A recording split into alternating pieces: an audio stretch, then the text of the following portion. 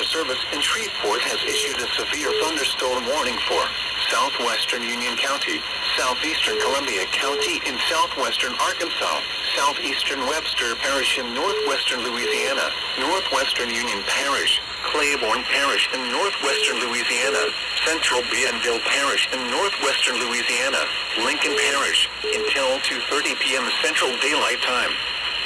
At 1:24 p.m. Central Daylight Time, severe thunderstorms were located along a line extending from 6 miles southeast of Village to 8 miles west of Homer to near Houghton, moving east at 40 miles per hour. Hazard, 60 miles per hour wind gusts. Source, radar indicated. Impact, expect damage to roofs, siding, and trees. Locations impacted include Ruston, Minden, Grambling, Homer, Junction City, Arcadia, Haynesville, Bernice, Sibley, Gippsland, Orlean, Dixien, Dubberly, Heflin, Wesson, Atlanta, Cooley, Duboc, Simsboro, and Vienna. For your protection, move to an interior room on the lowest floor of a building.